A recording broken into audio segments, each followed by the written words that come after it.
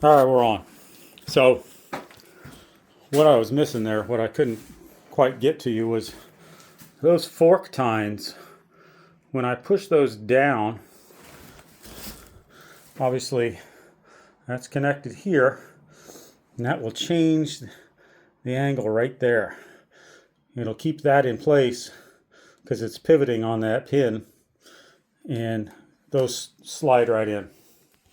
These forks, they're just held in place with some spring-loaded pins here, and you pull those up, yank the forks over, get it nice and wide. Now we're talking 8 feet wide, and I don't know how many pounds, but I'm guessing around 300 pounds, 100 pounds each maybe. I don't know. They're heavy. So I got a bunch of weight on the back, I got a bunch of weight on the front, and I got to be up in the air to go around all this crap. And I got to get tilty. You see my road here tilts off. So we're in for some fun. That gap right there, probably 12 feet? I don't know. It's more than 8 because I've driven through it before with these. So, time to go slow and careful. Do not bump anything. Try to get the front weight down as quickly as you can.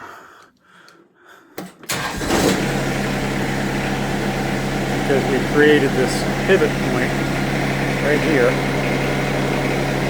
That arm is pivoting right there. It's putting all this weight right here. So the tractor will want to do that. If I get too much on it. That's why I have this rollover thing here. And I'm supposed to be wearing a seatbelt, but I'm not at the moment. Really got to get a head mount, body mount camera so we can do this better. Anyway, I will talk to my young office mate. He says I can do this. I don't know. I am certainly a fan of another guy out here in Virginia, John. Has an amazing YouTube channel. He has taken apart, put together all kinds of things. He's got cattle and huge pond. Rebuilt a giant construction gear grade excavator. What a cool project. The thing probably picks up a car, an entire car sized load of dirt. It's amazing. Excavators are cool. Tractors are, I was talking to a friend about it. Tractors are the second or third best tool for the job. They're designed to be multifunctional. Alright, so we're through our gap here. So I'm going to drop this weight down and cock the angle back up here. Just want to keep that weight low. And notice I'm just crawling on the engine. I'm going to take it really weight on the backs all the way up. There are lovely ferns. All through here are, I don't know, 4 or 5 little stumps. Oh shit! I hate that stump. Feel that? I'm at about a 12-degree angle. So what needs to happen is I need to lay logs along here, fill dirt, level this. Thankfully, I've got lots of down trees, but not lots of time, so I have to judge every project by the time I have available. You can see everything tilting as I get you. You don't have an azimuth to get the real feel.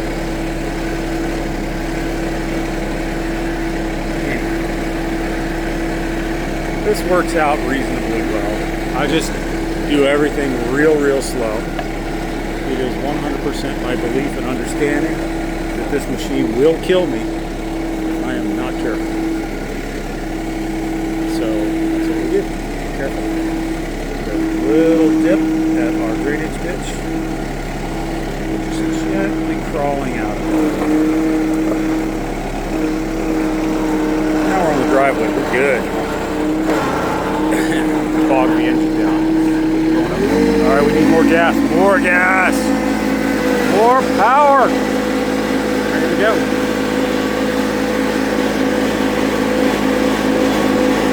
Alright, this is the problem.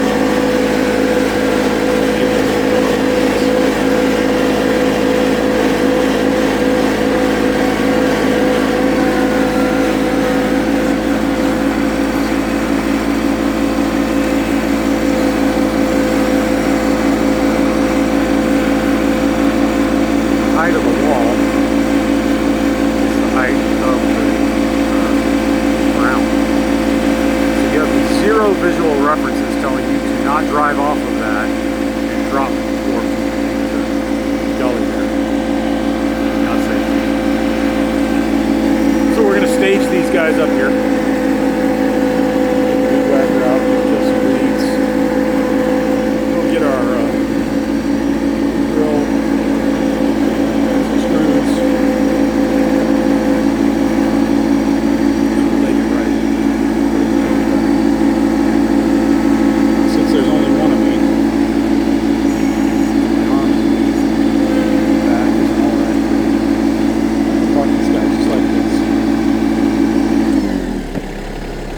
Level, parking brakes on. We drop the back, so it has to grab it back there if it needs to. It starts to move. So now I can hold this at my waist level and just swing it over to where it belongs. Some idiot left his toys out. I swear. You know, past Dave wasn't thinking about future Dave. So I got a funny story. These ended up being buried by the 5 loads of dirt that I had brought in, so I had to dig them out, and so they're all split a little bit. I quickly learned early in this project that buying bags of rocks was a really stupid idea. So I have bags of rocks that I don't know. I'll find a use for them someday, but not today. All right, so what we got to do, drag these things to the middle. We got to, maybe, that's loose. I got to kick these cattle panels off so I can get around down there. And figure out exactly where we're going to join this up. I feel like, you see how this is not, all right. That's a single 8 feet piece. The worst thing you can do is have all the joints in a row. So what I really got to do is put a short piece right there. Then I can kick on with 8s. The question is, do I have any shorts? That's an 8. That's like 6 inches. That's maybe 6 feet. Cutting these sucks. I bought a 12-inch circular saw. 12-inch circular saw is not enough to cut a 6x6. Need a bigger saw. Alright, so that's in the ground. I can't kick that.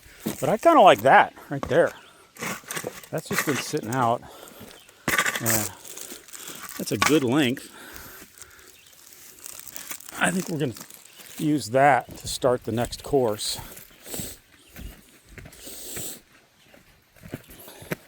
So I'm staggering the joints by, I don't know, 2 feet, 2.5 feet.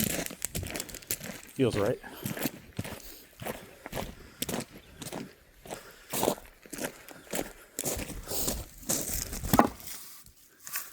So you got these fancy screws. These are awesome.